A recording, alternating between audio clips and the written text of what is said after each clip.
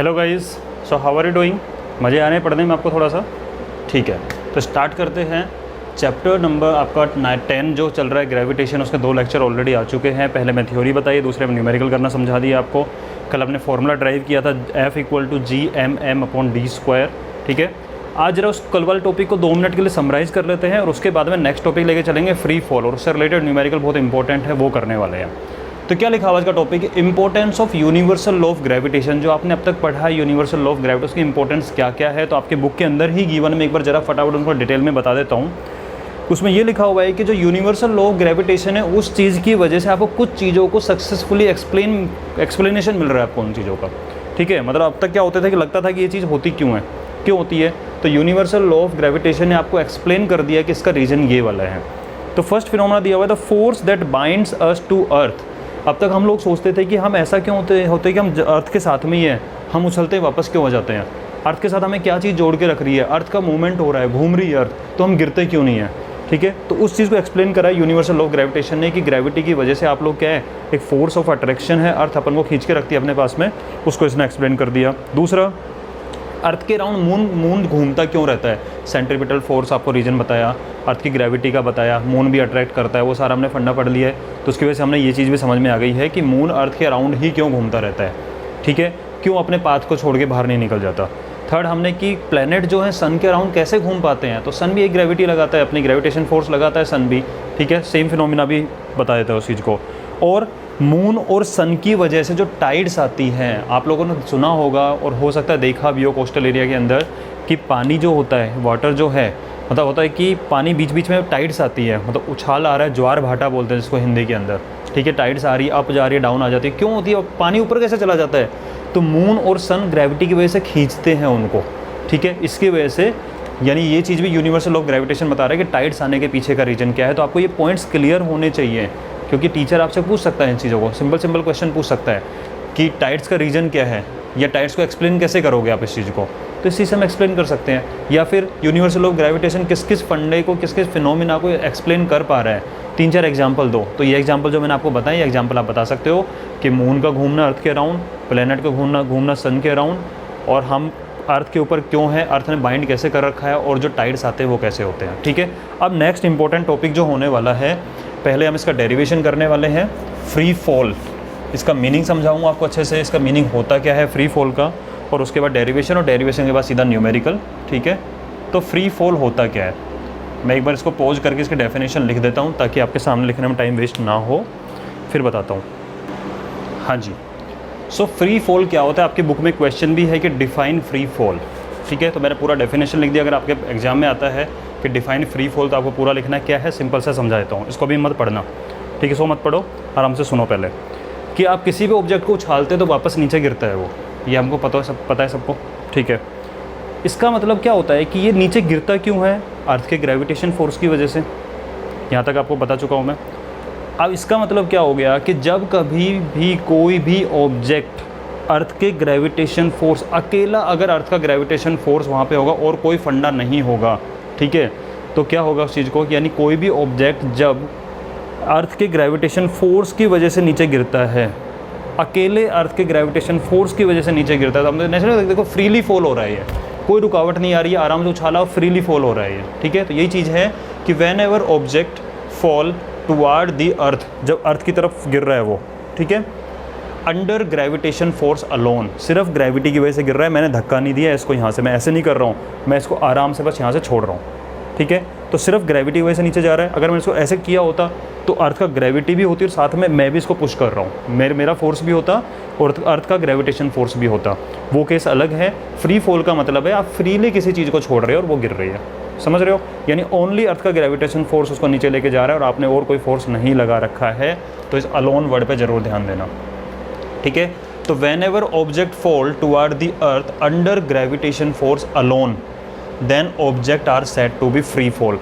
आप लोग नहीं है कि हम जंप लगाएं आराम से, तो हम फ्रीली फॉल करते हैं, गिरते हैं वहाँ पे, तो फ्रीली आ रहे हो आप, कोई और वो नहीं लगा रहे हो, आप अपने आप को धक्का नहीं मार रहे हो, आप बस ऐसे छोड़ देते हो अपने आप को। स्विमिंग पूल में अगर जंप करना हो, ठीक है, तो क्या वो फ्री फॉल हो गया, only gravitation force. While falling, गिरते टाइम क्या होगा वो ध्यान देना है। पहली बात, गिरते टाइम फ्री फॉल अगर है तो कोई डायरेक्शन में चेंज नहीं आएगा, आपने जैसे छोड़ा है वो उसी डायरेक्शन में मूवमेंट करता चला जाएगा नीचे, यानी कि no change in direction of motion of object. जब तक कोई उसको, जैसे मान लो गिर रहा है, गिरते टाइम अगर किसी ने हाथ ऐसे लगा दिया तो डायरेक्शन में चेंज होगा, तो दूसरा फोर्स भी लग गया वो, तो फ्री फॉल वाली कंडीशन नहीं होगी। ठीक है, ये गिरा और मैंने इसको ऐसे कर दिया इधर से, तो डायरेक्शन चेंज गिरा नहीं सकता मैं, आपको दिखेगा नहीं। ठीक है, समझ रहे हो आप, इस ऑब्जेक्ट गिराओ और बीच में रास्ते में किसी ने ऐसे कर दिया, जैसे आप ये समझ सकते हो कि कॉक ली, शटल कॉक ली। ठीक है, शटल कॉक को आपने ऐसे ही छोड़ दिया, नीचे गिर रही है, फ्री फॉल हो गया। शटल कॉक को लिया और आपने रैकेट से ऐसे कर दिया, तो आपने उसके डायरेक्शन को चेंज कर दिया, वो फ्री फॉल नहीं है। आप जब ऐसे मारते हो और उसको दूसरी साइड में गिरती है कोर्ट में, तो फ्री फॉल नहीं होगा। फ्री फॉल तो यही वाला है, बिना किसी और फोर्स के, ओनली ग्रेविटेशन फोर्स। ठीक है, तो no change in direction of motion of object, गिरते टाइम डायरेक्शन में कोई चेंज नहीं होता है, but there is a change in magnitude of velocity. इसका मतलब क्या है कि वेलोसिटी में चेंज होता चला जाएगा। क्यों चेंज होता चला जाएगा वेलोसिटी में? अर्थ ग्रेविटी की वजह से उसको खींच रही है अपनी तरफ। ठीक है, और जैसे जैसे ऑब्जेक्ट उसके पास आता जाएगा, अर्थ का ग्रेविटी फोर्स और स्ट्रॉन्ग होता चला जाएगा, यानी और ज़्यादा तेज़ी से खींचने की कोशिश करेगी। तो वेलोसिटी में चेंज आता रहता है, आता रहता है, वेलोसिटी इंक्रीज होती रहती है। जैसे जैसे अर्थ के पास जाएगी कोई चीज़, वेलोसिटी इंक्रीज होती रहती है। ठीक है, यानी कि देयर इज अ चेंज होगा किसमें? वेलोसिटी के अंदर। मैग्नीट्यूड ऑफ वेलोसिटी, मैग्नीट्यूड का मतलब होता है वेलोसिटी की वैल्यू।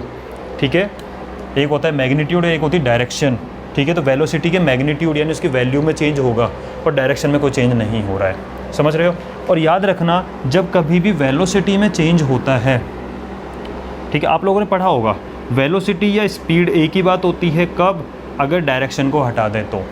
स्पीड होता है जिसमें डायरेक्शन इन्वॉल्व नहीं होती है। ठीक है, स्केलर क्वांटिटी होती है। एक होती है वेलोसिटी, जो कि होती है वेक्टर क्वांटिटी, इसमें डायरेक्शन भी होती है। ठीक है, स्पीड का फॉर्मूला क्या होता है? Distance upon time. वेलोसिटी का भी यही फॉर्मूला होता है, बस स्पीड के साथ में पर्टिकुलर डायरेक्शन है तो वेलोसिटी बन जाती है। ठीक है, इसका फॉर्मूला भी होता है कि डिस्टेंस को यहाँ पे एस से डिनोट कर देते हैं अपॉन टाइम, यानी कि अगर टाइम के रेस्पेक्ट के अंदर अगर हम डिस्टेंस में जो चेंज हो रहा है टाइम के रेस्पेक्ट में, उसको क्या बोलते हैं? वेलोसिटी बोलते हैं। वेलोसिटी में जो चेंज आता है, बोला ना, जो चेंज इन वेलोसिटी, या पढ़ चुके मोशन वाले चैप्टर में इसको बोलते हैं एक्सेलरेशन, या फिर जब मैं पढ़ाऊंगा ये वाला चैप्टर तब मैं डिटेल में दोबारा बता दूंगा।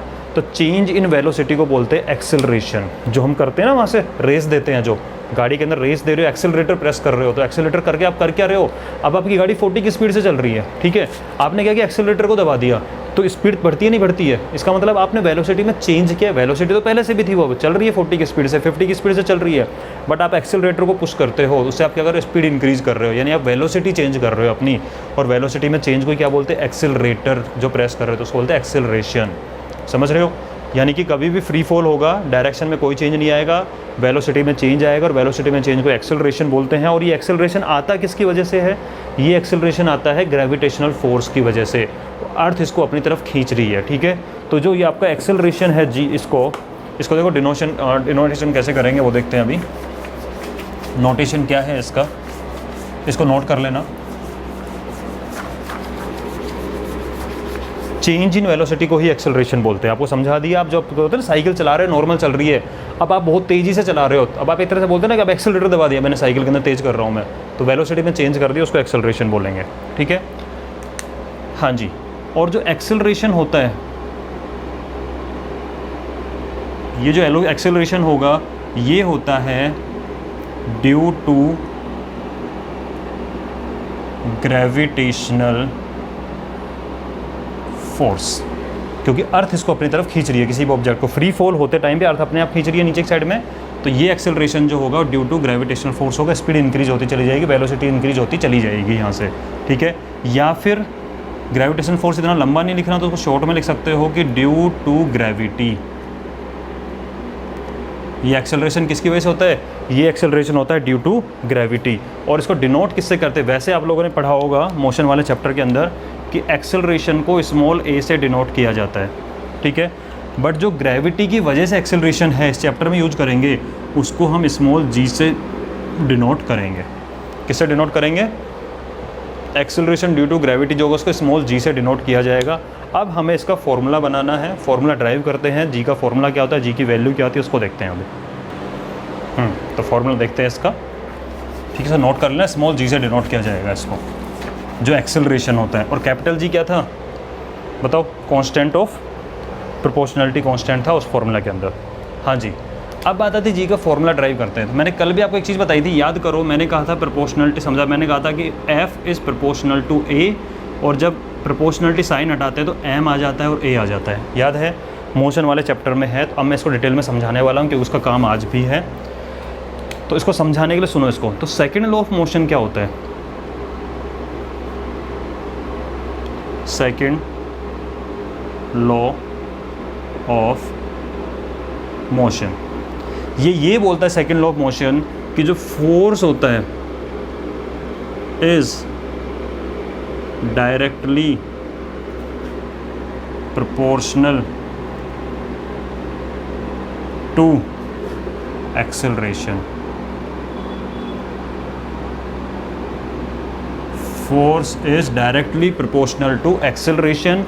फोर्स मतलब F, directly proportional to acceleration means A। और जब प्रोपोर्शनलिटी कांस्टेंट को हटाएंगे तो एक कांस्टेंट, मतलब सॉरी, जब प्रोपोर्शनल साइन को हटा के इक्वल लेके आएंगे तो प्रोपोर्शनलिटी कांस्टेंट आ जाता है M, और यहाँ पे M क्या होता है? वो होता है मास ऑफ द ऑब्जेक्ट। अब मैं तीनों चीज़ लिख के देता हूँ, यहाँ पे है क्या। F है फोर्स, M है मास ऑफ ऑब्जेक्ट, और A है आपका एक्सेलरेशन। ये आप प्रीवियस चैप्टर में पढ़ चुके हो, मोशन वाले चैप्टर के अंदर, ठीक है। F is proportional to A, ये F इक्वल टू ma। याद रखने का सिंपल सा तरीका है, फादर इक्वल टू माँ। देखो भाई, घर में फादर होता है और माँ होती है, दोनों इक्वली होते हैं, कोई बड़ा कोई छोटा नहीं होता। जितनी वैल्यू पापा की होती है उतनी वैल्यू मम्मी की होती है, दोनों को हमें सेम रिस्पेक्ट देना होता है। तो फादर इक्वल टू माँ, ठीक है, इसको ऐसे लिख सकते हो आप समझने के लिए।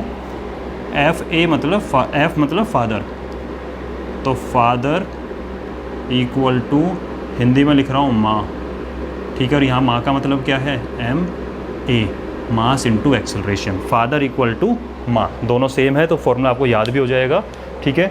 ये होती है वैल्यू F की। लेकिन इस केस के अंदर अपन जब ग्रेविटी के रिगार्डिंग बात करेंगे, ये तो हो गया आपका मोशन वाले चैप्टर के अंदर, ठीक है, कि कोई भी मोशन कर रही है, मूवमेंट कर रही है वहाँ पे। लेकिन अगर ग्रेविटी वाले चैप्टर के अकॉर्डिंग अगर हम बात करें तो अभी हमने पढ़ा था M, तो ठीक है, एक्सेलरेशन ड्यू टू ग्रेविटी क्या होता है? उसको स्मॉल g से डिनोट करते हैं, तो वो क्या हो जाएगा? mg। तो F इक्वल टू mg। और अगर ये भी याद करना है, देखो अभी बनाया है मैंने, तो आप बोल सकते हैं फादर इक्वल टू मम्मी जी, ठीक है। तो आप लिख सकते हो इस चीज़ को कि father equal to mummy ji, father equal to mummy ji, एक ही बात है। माँ बोल दो या मम्मी जी बोल दो, एक ही चीज़ होती है, ठीक है। तो इससे आप याद कर सकते हो F equal to mg, father equal to mummy ji, हो गया, दोनों सेम है। हाँ जी, अब मुझे बताओ, इसको नोट कर लेना एक बार फटाफट से। अब धीरे धीरे करके हम इसका डेरिवेशन तरफ मूव कर गए। डेरिवेशन करना ज़रूरी है क्योंकि एग्जाम में डेरिवेशन भी आता है और उसका यूज़ करके फॉर्मूला बनाने में आते हैं। हमारे टाइम पे तो डेरिवेशन बहुत आते थे, ठीक है, आपके टाइम पे भी आते होंगे। अभी देखते हैं इसको। हाँ जी, हमारे पास एक इक्वेशन बन के, इसको इक्वेशन नंबर 1 डाल देना। और कल ही हमने पढ़ा था कि वी नो दैट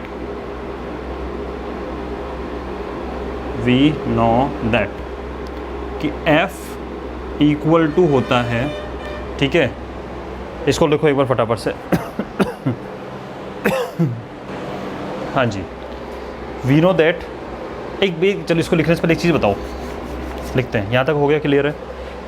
हम बात किसकी कर रहे हैं? हम बात कर रहे हैं कि कोई ये अर्थ है, ठीक है, अर्थ की सरफेस, ये सरफेस है, अर्थ की सरफेस से ऊपर कोई एक ऑब्जेक्ट है और उसको आप जब गिराते हो तो अर्थ की तरफ जाता है, यहाँ तक आएगा। ये अर्थ की सरफेस है और ये ऑब्जेक्ट किसी हाइट पे, चलो थोड़ा और ऊपर बना लेते हैं, ठीक है, कि फ्री फॉल वाली कंडीशन का मतलब क्या है? हम अर्थ की सरफेस पे हैं तो सरफेस ही यही है, ठीक है। सरफेस से इतनी हाइट पे मैंने कोई चीज़ रखी हुई है तो इस ऑब्जेक्ट और अर्थ का सेंटर के बीच में डिस्टेंस जो निकल के आ जाएगी, ठीक है, उसको देखेंगे हम यहाँ पे। तो मान लेते हैं एक बार के लिए कि ये ऑब्जेक्ट इस हाइट से आ रहा है, ठीक है। तो अर्थ के मास को मैंने कैपिटल M मान लिया, ओके, इसके मास को स्मॉल m मान लिया, और ऑब्जेक्ट और अर्थ के बीच का डिस्टेंस को मान लिया d। क्लियर है? इसके मास को मान लिया m, अर्थ के मास को, ऑब्जेक्ट के मास को, ये हमारी अर्थ है और ये हमारा कोई भी ऑब्जेक्ट है, ठीक है, और बीच के डिस्टेंस को मान लिया मैंने d। डिस्टेंस कहाँ से मेजर करा जाता है? हमेशा सेंटर से। कहाँ से मेजर किया जाएगा? अर्थ के सेंटर से लेकर यहाँ तक का। तो अब मुझे बताओ, हमने जो कल फॉर्मूला पढ़ा था कि F होता है GMM, ठीक है, GMM upon D square. M क्या है? मास of earth.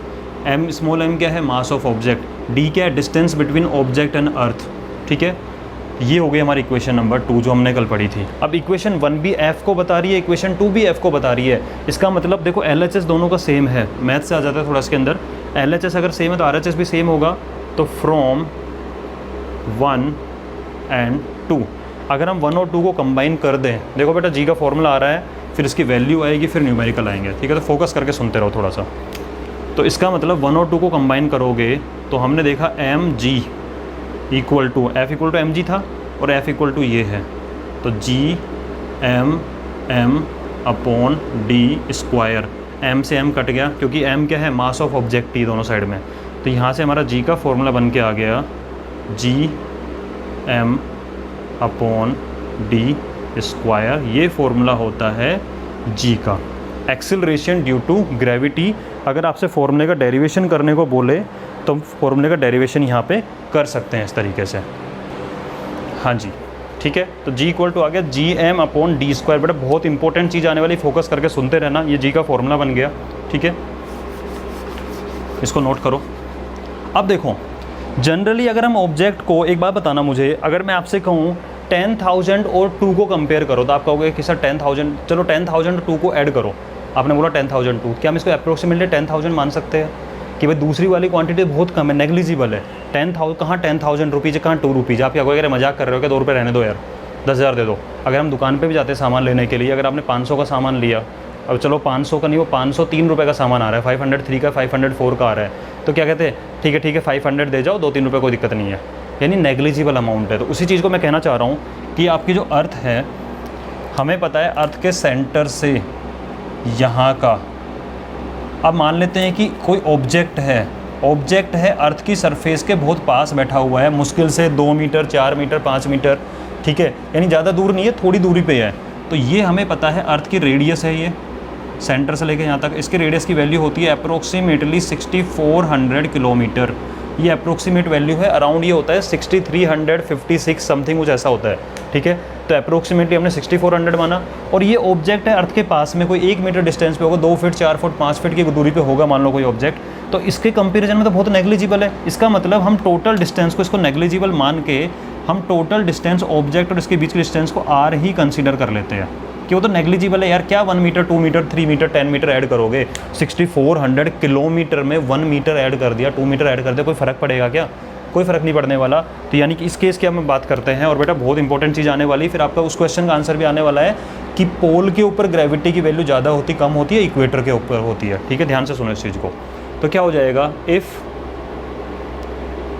Object is on the surface, मान लेते हैं कि ऑब्जेक्ट सरफेस के ऊपर ही है बिल्कुल, और नियर टू सरफेस, कि क्या तो सरफेस के ऊपर ही है या सरफेस के बहुत पास में है। इन दोनों केस में उसकी डिस्टेंस को बनेगी टोटल, उसको इसकी रेडियस के कंपैरिजन नेग्लिजिबल होगी भाई 6400 किलोमीटर, और मान लेते 2 मीटर भी हुआ तो क्या ऐड करोगे यार आप इसके अंदर, ठीक है। अगर इस किलोमीटर को मीटर में कन्वर्ट करो तो 6400 तो है ही, 1000 से और मल्टीप्लाई करो, ये वैल्यू हो जाएगी आपकी मीटर में, ठीक है। और उसमें अगर हमने 2 मीटर ऐड भी कर दो, कोई फ़र्क पड़ेगा क्या? कुछ फ़र्क नहीं पड़ेगा, ठीक है। तो अगर ऑब्जेक्ट आपका सरफेस पे है, नियर टू सरफेस है, देन डिस्टेंस बिटवीन अर्थ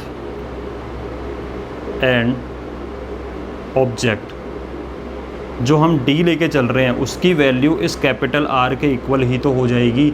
रेडियस को कैपिटल R से डिनोट करते, कल मैंने आपको स्मॉल r बताया था, कोई फ़र्क नहीं पड़ता, एक ही बात है, ठीक है। रेडियस को हमने R से डिनोट किया है, यानी जो D हम लेके चल रहे हैं उसको हम R ही मान सकते हैं, ठीक है, क्योंकि नेग्लिजिबल डिस्टेंस है वो। इसका मतलब अब इस केस में जो फॉर्मूला बनेगा G का, तो बस कुछ नहीं है, G का फॉर्मूला बन जाएगा, देखो GM अपॉन D स्क्वायर था ना, तो वो तो रहेगा ही रहेगा GM, और D की जगह क्या आ जाएगा? R रख दोगे। तो ये डिफरेंट फॉर्म है फॉर्मूला को लिखने की, और कुछ नहीं है। हमारे पास एक मेन फॉर्मूला अब तक हमने पढ़ा है, याद करने वाले फॉर्मूला एक तो वो था आपका कि F equal to GMM upon D square, ये भी मैंने आपको तरीका बताया था याद करने का। और दूसरा फॉर्मूला था father equal to mummy ji, एक ये फॉर्मूला बन गया था। इन दोनों को इक्वल रखने पे बन जाते, काटा पीटी कर लेना आराम से। और डिस्टेंस की जगह पे कभी आर यूज़ करेंगे, कभी कुछ यूज़ कर लेंगे, ठीक है। रेडियस भी डिस्टेंस के बराबर ही है यहाँ पे, समझ रहे हो। तो यहाँ पे जी का फॉर्मूला आएगा GM/r²। अब यहाँ से एक इंपॉर्टेंट फिनोमिना समझाने वाला हूँ, उसको समझना, इस फॉर्मूले को लिख के इसको नोट कर लो एक बार फटाफट से। हाँ जी, इस फॉर्मूले को पहले मैं लिख रहा हूँ, G = GM/r²। अब समझना, क्या अर्थ की शेप परफेक्ट स्फेयर होती है? बताओ, सोचो ज़रा। अर्थ की जो शेप होती है उसको बोलते हैं जियोइड शेप, ठीक है। आपने पढ़ा होगा, उसके अंदर आपका आता है, ज्योग्राफी में आ जाता है, जियोइड शेप बोलते हैं इस चीज़ को। जियोइड का मतलब होता है अर्थ लाइक शेप। एक्चुअल उसका मीनिंग क्या है? अर्थ की शेप जो होती है वो ऐसी होती है, यानी कि थोड़ा सा चपटा टाइप में होता है। कहाँ पे? इन पे पोल्स पे कैसे होती? थोड़ी चपटी टाइप में होती है। इसका मतलब ये हो गया कि अगर मैं यहाँ से बनाऊँ, ये मान लेते सेंटर है मेरा, तो सेंटर से ये हो गया इक्वेटर, ठीक है। सेंटर से लेके यहाँ तक का जो डिस्टेंस है, इसका कैसे करोगे आप इस चीज़ को? देखो ध्यान से, ये हमारा इक्वेटर है, ठीक है। इक्वेटर होता है 0 डिग्री और 90 डिग्री पोल होता है। ये है poles, north pole, south pole, ठीक है। और उसके बाद में ये हमारा हो गया इक्वेटर।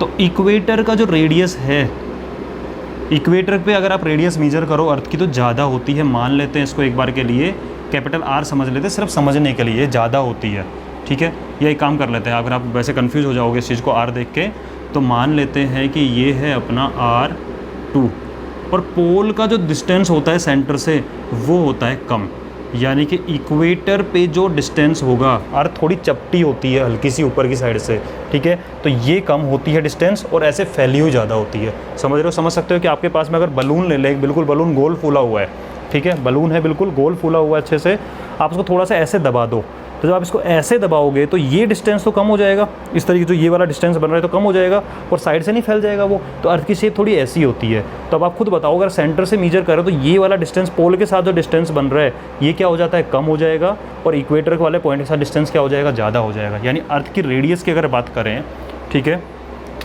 तो क्या लिखोगे आप इस चीज़ को?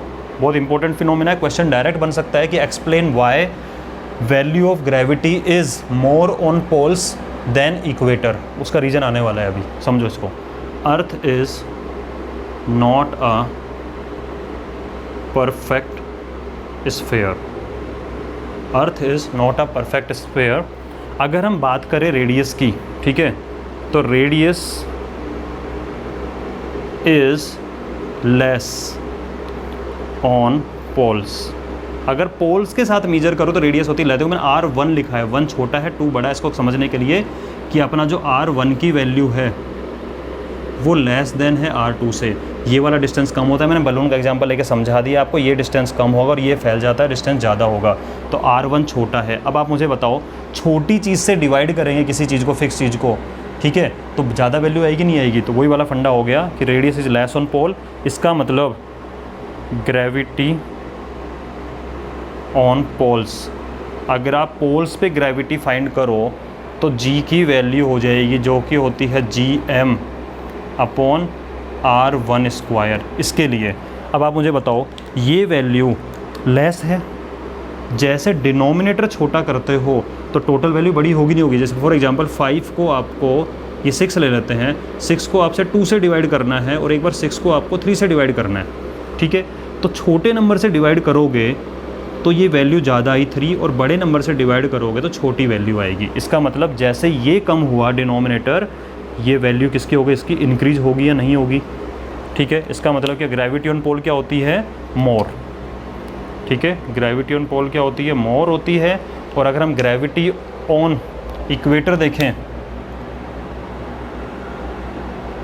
ग्रेविटी ऑन इक्वेटर की बात करें तो वही फॉर्मूला हो जाएगा G = GM/R2²। और अभी अभी हमने देखा R2 की वैल्यू ज़्यादा होती है, यानी डिनोमिनेटर की वैल्यू अगर आपने ज़्यादा कर दी, जैसे ज़्यादा किया था 3 तो वैल्यू कम आई थी, यानी ये वैल्यू क्या हो जाएगी? लेस हो जाएगी। इसका मतलब क्या होती है? Gravity is less. यहाँ पे क्या होती है? लेस वैल्यू होती है, ठीक है।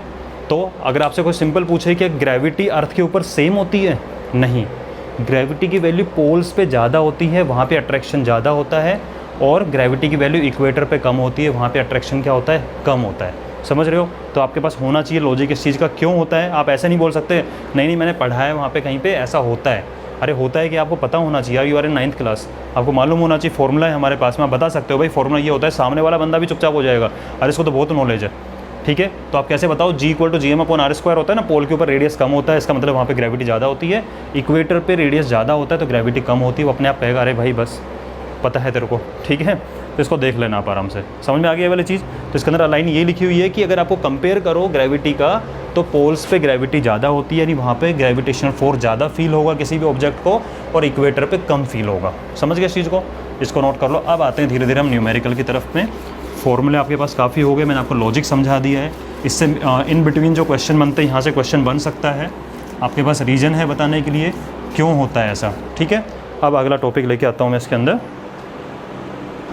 हाँ जी, तो नेक्स्ट टॉपिक है जी की वैल्यू फाइंड करना। बहुत इंपॉर्टेंट चीज़ है, आपसे डायरेक्टली डेरिवेशन करवा सकते हैं, फाइंड वैल्यू ऑफ जी। तो आना चाहिए हमें कैसे फाइंड करते हैं, ठीक है। उसमें 2-3 वैल्यू की रिक्वायरमेंट होगी, वैल्यू भी आपको याद रखनी है, क्लियर है। उससे पहले बस स्टेटमेंट बोल देता हूँ एक, मैंने अभी कहा था कि पोल्स के ऊपर, ठीक है, पोल्स पे क्या होता है, ग्रेविटी वैल्यू ज़्यादा होती है, इक्वेटर पे कम होती है। लेकिन जब हमारी कैलकुलेशन करते हैं तो हम जनरली इक्वल मान लेते हैं, कांस्टेंट मान के चलते हैं पूरी अर्थ के ऊपर उसको, ठीक है। बट होता है, फ़र्क होता है वहाँ पे। अब इधर आ जाओ, आपको वैल्यू फाइंड करनी है जी की। मैंने पहले वैल्यू लिख दी है ये वाली। आप मुझे बताओ जी का फॉर्मूला क्या होता है। अभी हमने पढ़ा था GM, देखो कैसे, अब तुरंत देखो, अगर मान लो सपोज करो किसी को याद नहीं आ रहा सर जी का फॉर्मूला क्या होता है, तो इतना तो पता था F = मम्मी जी था, और यहाँ पे था GM/m क्या था यहाँ पे r², ठीक है। m से m कट जाएगा, यानी यहाँ पे g का फॉर्मूला बनेगा इधर GM/r², ठीक है।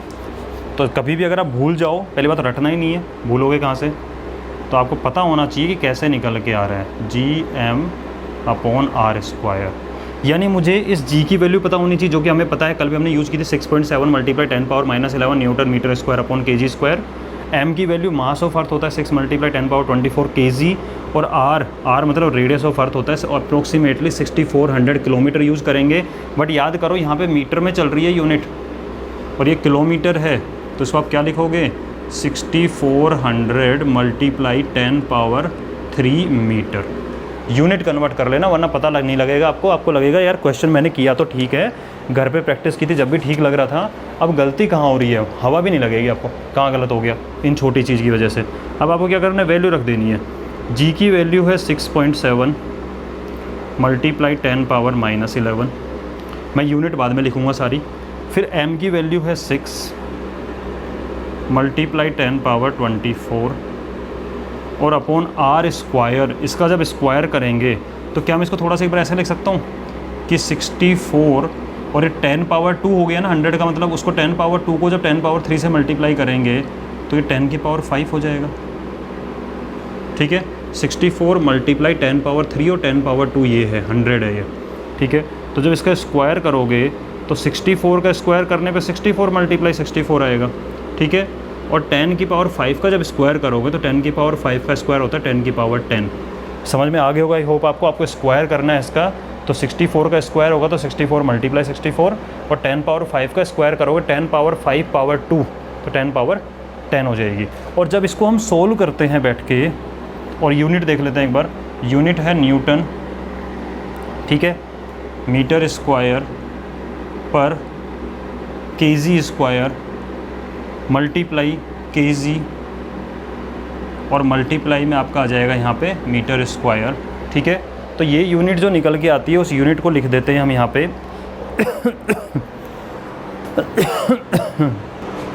हाँ जी, ये सारी यूनिट कट पिट के जो बन के आएगी उसकी वैल्यू बता देता हूँ आपको मैं डायरेक्टली, वो होती है 9.8। अगर किसी को लग रहा हो सर यूनिट क्या होगी, तो ज़रा याद करो, बोलते हैं ना कि याद करो कुर्बानी, तो आपको कुर्बानी याद नहीं करनी, आपको छोटी चीज़ याद करनी है कि एक्सेलरेशन क्या होता है। चीज़ें फिजिक्स में ऐसे ही होती है, आप लिंक करना होता है सारी चीज़ों को। एक्सेलरेशन होता है आपका वेलोसिटी अपॉन टाइम। वेलोसिटी की यूनिट क्या होती है, मीटर पर सेकेंड, और नीचे टाइम क्या होता है, वो भी सेकेंड, यानी मीटर के अपॉन में सेकेंड मल्टीप्लाई सेकेंड, यानी सेकेंड का स्क्वायर, ठीक है। तो ये यूनिट भाई एक्सेलरेशन, ये भी तो एक्सेलरेशन ही है, तो यूनिट तो सेम होगी ना, तो इसकी यूनिट भी होती है मीटर पर सेकंड स्क्वायर, और कुछ लोग इसको ऐसे लिख देते हैं 9.8 मीटर और सेकंड की पावर -2। ठीक है, तो ये हो गया आपका जी की वैल्यू। पूछ सकता है, इंपॉर्टेंट क्वेश्चन है कि पूछ सकते हैं डायरेक्टली कि जी की वैल्यू कैलकुलेट करके बताओ, तो आपको फॉर्मूला पता होना चाहिए। फॉर्मूला रटना भी नहीं है, मैंने बना दिया, फादर इक्वल टू मम्मी जी और एक side father equal to GMM/r², उसका यूज़ कर लेना। ये वैल्यू जरूर याद करनी है, वो भी न्यूमेरिकल करते करते याद हो जाएगी। ठीक है, कल भी यूज़ की थी, ये वाली वैल्यू भी बता दी आपको, ये वैल्यू भी आपको याद करनी है, सारी वैल्यू हम यूज़ कर चुके हैं। तो इसका यूज़ करके आपकी जी की वैल्यू निकल जाती है। ठीक है, अब इससे रिलेटेड न्यूमेरिकल करते हैं। हाँ जी, तो एग्जाम्पल नंबर 10.2 करेंगे, लेकिन उससे पहले एक छोटी सी चीज़ समझ लो इसको, कि हमें पता है मोशन वाले चैप्टर हमने पढ़ा था, यूनिफॉर्मली एक्सेलरेटेड अगर मोशन हो किसी ऑब्जेक्ट का, तो उसके लिए इक्वेशन गिवन है। वो इक्वेशन ये होती है कि v = u + at, s = ut + ½ at² and v² = u² + 2s। आप लोगों को आता होगा क्योंकि आप ये चैप्टर कर चुके होंगे इससे पहले। ठीक है, वरना अभी डिटेल में नहीं पता, जब ये चैप्टर कराऊंगा तब बता दूंगा मैं। अब यहाँ पे देखो क्या होता है वो समझ लेना एक बार। u होता है इनिशियल वेलोसिटी, ठीक है, जो काम की चीज़ है मेरे लिए उनको सब बता दूंगा मैं। उसके बाद v होता है final velocity, final velocity. a होता है एक्सेलरेशन,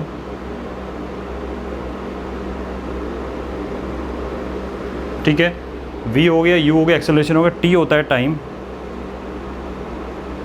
अब देखो इसके अंदर एक s आ गया, s होता है डिस्टेंस, u हो गया, t हो गया, a हो गया, t हो गया, v u a सब हो गया। ठीक है, ये नोटेशन पता होना चाहिए। इनिशियल वेलोसिटी का मतलब होता है कि अभी आपने कोई चीज़ को चालू किया, यहाँ जैसे सपोज करो बिल्कुल ऐसे रुकी हुई चीज़ है, तो इनिशियली इसकी वेलोसिटी कितनी है, 0 है, क्योंकि रुकी हुई है। ठीक है, और जब छोड़ देंगे नीचे जाएगी।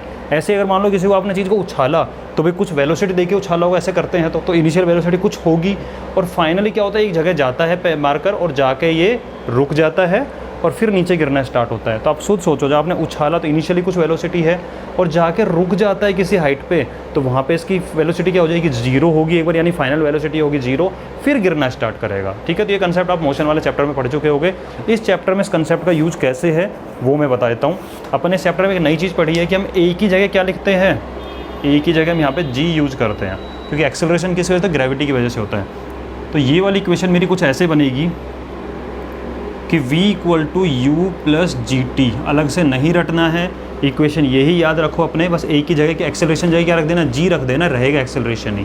ठीक है, उसके बाद s = हो जाएगा आपका ut + ½ gt² और v² हो जाएगा आपका u² + 2gs। नहीं याद करनी है, याद यही रखनी है।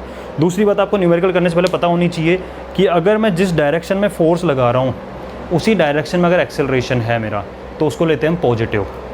ठीक है, यानी सीधे सिंपल चीज़ है, जिस डायरेक्शन में एक्सेलरेशन अगर उसी डायरेक्शन में मोशन हो रहा है, ठीक है, तब तो क्या हो जाता है पॉजिटिव। और अपोजिट डायरेक्शन के अंदर हो, एक्सेलरेशन के अपोजिट डायरेक्शन में अगर मोशन हो रहा हो तो हम लेंगे नेगेटिव। ये आप लोगों को इस चैप्टर में बता चुके होंगे आपके टीचर्स। ठीक है, तो अब अपन कर लेते हैं इस चीज़ को कि न्यूमेरिकल कैसे करना है। ठीक है, इसको देख लो एक बार, इक्वेशन नहीं मिटा रहा हूँ ताकि आप इसको देख देख के फटाफट कर पाओ। हाँ जी, फिजिक्स का न्यूमेरिकल करने का तरीका मैंने आपको कल बताया था, जो गिवन है वो लिख लो, जो फाइंड करना है वो लिख लो, और फिर उनके बीच में रिलेशन फाइंड करो, तो रिलेशन इनका यूज होने वाला है।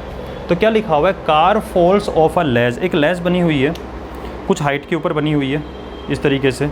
ठीक है, यहाँ पे मान लेते हैं कि कार खड़ी हुई थी, डिजाइन ऐसा ही है, कार यहाँ से गिरती है। ठीक है भाई, बात बताओ, कार यहाँ से गिर रही है और गिरते गिरते गिरते गिरते नीचे आएगी। ठीक है, कार यहाँ पे गिर रही है और गिरते गिरते नीचे आएगी। तो आप मुझे एक चीज़ बता दो यहाँ पे कि कार की इनिशियल वेलोसिटी क्या है। यहाँ पे कार की इनिशियल वेलोसिटी क्या है भाई, सीधी सी बात है, कार गिरने से पहले कहीं खड़ी हुई होगी, यानी कि यहाँ पे इनिशियल वेलोसिटी क्या है इसके, 0 मीटर/सेकंड।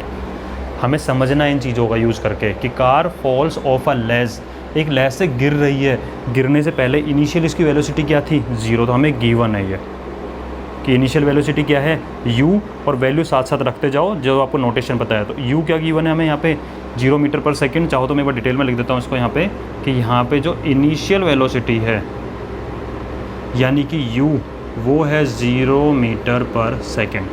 फिर देखते हैं and drops to ground in 0.5 second. 0.5 second में ही ग्राउंड पे जाके टकरा जाती है नीचे, यानी कि टाइम कितना लगा इसको, t 0.5 सेकेंड। समझ गए। Let small g equal to 10 metre per second है। देखो हमें पता है कि 9.8 मीटर पर सेकेंड स्क्वायर होता है, बट हम इसको यहाँ पे फॉर सिंप्लीफिकेशन ऑफ कैलकुलेशन आपको बुक वालों ने दिया हुआ है भाई कि 10 यूज़ कर लो। 9.8 से कैलकुलेशन थोड़ी टफ हो जाएगी, 10 यूज़ कर लो, सिंपल हो जाएगा, कोई फ़र्क नहीं पड़ता। तो यहाँ पे g की वैल्यू क्या दी हुई है, 10 मीटर पर सेकेंड स्क्वायर। ठीक है, ये सब हमें गिवन है। इवन इनिशियल वेलोसिटी गिवन है, वो डायरेक्टली गिवन नहीं थी, आपको समझना पड़ा इस चीज़ को। कार यहाँ से गिर रही है तो इनिशियली क्या है, वहाँ पे खड़ी हुई तो होगी, रुकी हुई है, तो इनिशियल वेलोसिटी 0 है। अब हमें क्या क्या फाइंड करना है, what is its speed on striking the ground. जब आके ग्राउंड पे टकरा रही है यहाँ पे, तो कितनी स्पीड होगी भाई, किसी स्पीड से आके तो टकराएगी यहाँ पे। ठीक है, तो वो वेलोसिटी क्या होगी, इसकी फाइनल वेलोसिटी। तो फर्स्ट क्वेश्चन में आपको फाइंड करना है फाइनल वेलोसिटी क्या है। ठीक है, बस फाइनल वेलोसिटी क्या होती है, v। अब मुझे बताओ v, u, t, g, इनसे रिलेटेड कोई फॉर्मूला है आपके पास में। g मत समझो आप, a समझ लो इसको थोड़ी देर के लिए। क्या इनसे रिलेटेड कोई फॉर्मूला है आपके पास में, है ना हमारे पास में, v equal to u plus 80। Second thing, g की वैल्यू +10 लेंगे कि -10 लेंगे, बहुत इंपॉर्टेंट चीज़ है। तो भाई सीधी सी बात है, इस कार का मोशन हो रहा है नीचे की साइड में, नीचे की साइड में हो रहा है इसका मोशन, और ग्रेविटी भी कहाँ लगती है, नीचे की साइड में लगती है। तो आप समझ सकते हो कि मोशन की डायरेक्शन भी ये है और ग्रेविटी की भी डायरेक्शन यही है नीचे, यानी कि ग्रेविटी इसको जहाँ खींच रही है वहीं मोशन हो रहा है, यानी क्या हो जाएगा, पॉजिटिव वैल्यू लेंगे। कैसी वैल्यू लेंगे, पॉजिटिव, प्लस लिख देना, रीजन बता दिया है कि मोशन भी नीचे हो रहा है और ग्रेविटी भी नीचे ही खींच रही है इसको, ग्रेविटी भी नीचे लगती है, तो कैसा लेंगे, पॉजिटिव लेंगे। अब आप सारी वैल्यू उठा के रख दो, v equal to u plus, मैं g लिख दूँ एक ही जगह पे, gt। ठीक है, v की वैल्यू फाइंड करनी, u की वैल्यू 0 है, g की वैल्यू 10 लेनी है, +10 ही है, और t की वैल्यू है आपके 0.5। आप मुझे बताओ 10 को जब 0.5 से मल्टीप्लाई करोगे तो 5 आएगा, और ये वैल्यू आएगी मीटर पर सेकंड, क्योंकि वेलोसिटी की यूनिट क्या होती है, मीटर पर सेकंड होती है। तो फर्स्ट का आंसर आपका आ गया कि फाइनल वेलोसिटी पूछी थी, जब टकराएगी नीचे आके तो फाइनल वेलोसिटी क्या होगी उस टाइम पे, तो v इक्वल टू, देखा ये फॉर्मूला मिला मुझे, जैसे मुझे u पता था, t पता था, a मतलब g पता था, v निकालना था। ठीक है, तो इससे आपका फर्स्ट न्यूमेरिकल हो गया यहाँ पे, इसको नोट कर लो फटाफट से। हाँ जी, ठीक है, अब करते हैं इसका सेकंड पार्ट। क्या बोल रहा है ये, what is the average speed during 0.5 second, मतलब ऊपर स्टार्ट हुआ वहाँ से लेके नीचे तक गिरा, उसकी एवरेज स्पीड क्या थी। तो एक सिंपल सा फॉर्मूला बनता है, किसी चीज़ का एवरेज क्या होता है, आपके एक सब्जेक्ट में मार्क्स आ गए आपके 8 और एक में आ गए 10 में से। ठीक है, तो आपके एवरेज मार्क्स कितने हैं, तो 8 + 10 डिवाइड बाई 2। एवरेज ऐसे निकालोगे कि भाई मेरे पास 8 मार्क्स आए थे, 10 आए थे, दोनों का एवरेज निकालो तो 10 + 8 18 होता है, 2 से डिवाइड किया 9, मेरे एवरेज मार्क्स 9 आए हैं। तो सिंपल चीज़ है कि आपको अगर एवरेज वेलोसिटी निकालनी है, एवरेज वेलोसिटी होती है initial velocity plus final velocity, यानी स्टार्टिंग में जो वेलोसिटी थी वो प्लस लास्ट में जो वेलोसिटी थी वो, दोनों को ऐड किया और किससे 2 से डिवाइड किया, यानी कि u + v/2। वैल्यू रख दो, u की वैल्यू 0 है, v की वैल्यू अभी निकल के आई थी 5/2, तो 0 + 5 तो 5 होता है, 5/2 को आप लिख सकते हो 2.5 मीटर पर सेकेंड। यूनिट सही लगाना, क्योंकि ये भी क्या है तो वेलोसिटी, कौन सी, एवरेज। तो वेलोसिटी यूनिट तो ये होती है मीटर पर सेकेंड, तो इसका आंसर आ जाएगा आपका 2.5 मीटर पर सेकेंड।